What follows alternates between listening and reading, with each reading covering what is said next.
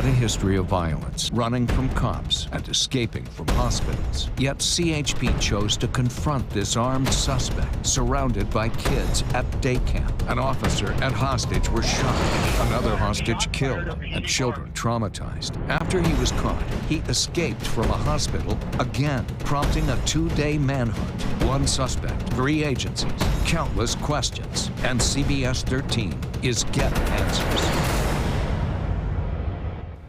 Responding to our CBS Sacramento investigation, the CHP released never-before-seen dash camera video from the initial moments of that deadly Mahaney Park shootout. For months, the CHP claimed that video didn't exist, and local police are still refusing to release full-body camera video from that shootout. It has many asking, what are they hiding? So, of course, Julie Watts investigates the public's right to see the footage and the questionable law enforcement claims. Officer down. CHP officer is hit. 39 seconds. That's all the video law enforcement has been willing to release from a multi-agency officer-involved shootout at a public park surrounded by city-run day camps. An officer and a hostage were shot, another hostage killed, and a community was traumatized. For 7 months, we've been fighting for answers and access to the full video from that day. The shootout began with a controversial decision by Highway Patrol to serve a planned high-risk search warrant to an armed felon at a public park during the peak of spring break without notifying local police. Suspect is in custody. It ended with local law enforcement coming to CHP's rescue. But Roseville PD has refused to release more than 39 seconds of its body camera video, and CHP claimed it didn't have any dash camera video. According to the Office of Risk Management, after a diligent and thorough search, CHP determined it did not possess dashcam video. Turned out, it did. After months of requests, CBS Sacramento was first to obtain the first 25 minutes of the dash camera video from the one marked CHP cruiser there to back up undercover agents serving the warrant. The video appears to begin just after the suspect allegedly fired the initial shots at a CHP officer. You can see several undercover officers running toward the batting cages, where we now know children were diving for cover in the crossfire. It was terrifying. The CHP officers weren't wearing body cameras, but Roseville PD officers were, and that agency is still only willing to release 39 seconds from their body cameras. Whoever's in the field, you're in our backdrop. Which appears to show officers shooting at each other. 123 crossfire, I was the one who fired the shots. But provides little transparency or context for what went wrong that day. The risk to the public, the hostages, and to officers. Drop the gun! Now, state law requires agencies to release any recording that relates to an officer-involved shooting or critical incident. Remember when 14-year-old Valentina was killed by a stray LAPD bullet while trying on quinceañera dresses in a Southern California dressing room with her mother?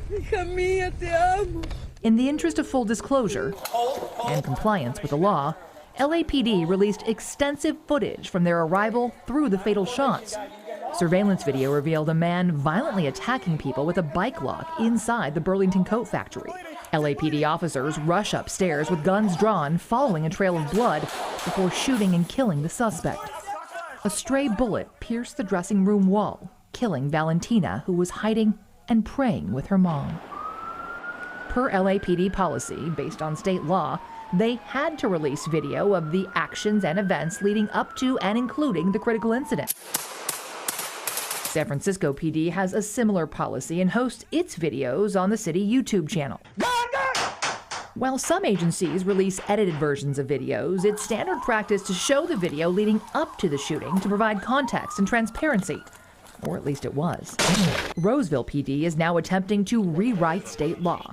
Instead of releasing recordings that depict an incident involving the discharge of a firearm, they claim they only have to release video of the discharge of the firearm. The video is public property. San Francisco Assemblymember Phil Ting wrote the law in question. He stresses the public pays for the police cameras and the servers they store that video on, so the video belongs to the public. They're arguing that under your legislation, they're only required to release the 39 seconds when the bullets actually left the gun. When you drafted this legislation, did you intend to define the critical incident as only the moments of the discharge of the firearm? Absolutely not, because if that was the case, that would have been written into law. In order to provide transparency, you need to know what's happening leading up to the confrontation. Now, it's very likely that the body camera video will reveal what most of us already believe, that Roseville PD acted heroically and stopped an armed suspect from injuring more people. But the fact that they're not willing to release the video, essentially rewriting state law, sets a scary precedent for all future police shootings. And in California, if a public agency refuses to release a public record, your only option is to sue. I imagine it'll be a court decision on this. Law enforcement consultant John McGinnis supports police transparency, but the former Sacramento County Sheriff also supports Roseville PD in this case. Roseville PD is saying, we're not going to abide by the law. We're going to make you sue us to get this video, and taxpayers are going to have to foot the bill. Is that fair? I don't know why they're withholding it, but if they believe they're on solid ground, if they're doing the right thing, I say stand on principle and let another branch of government make that decision. He believes the primary purpose of body camera video should be for evidence in a criminal trial, not public information. But experts say when it comes to a police shooting, California law is clear. The law must be construed broadly in favor of disclosure. David Loy from the First Amendment Coalition explains law enforcement can blur or redact parts of the video to protect victims' privacy, but can only delay releasing the video more than 45 days if the agency can demonstrate it substantially interferes with an ongoing investigation. But Roseville PD isn't arguing that. When the public does not get the full story, it begins to look like a cover-up. According to Roseville PD, officers fired roughly 30 rounds at the park that day, most by CHP, adding the agency is confident the suspect fatally shot the victim. But Roseville won't release its full body camera video or drone video, and the Placer County Sheriff won't release the victim's autopsy report, which could confirm the suspect shot the hostage and not officers. If you believe that you acted heroically or appropriately, why are you hiding this?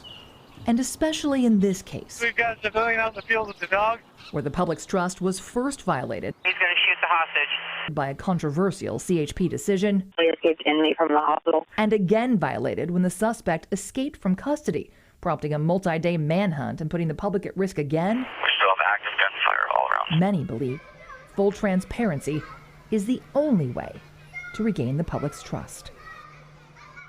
And next week, in part 3 of our series, Julie Watts investigates suspect Erica Brill's escape from a local hospital, highlighting the one agency that has been transparent from the beginning. And how they made great strides toward regaining the public's trust after a very public blunder.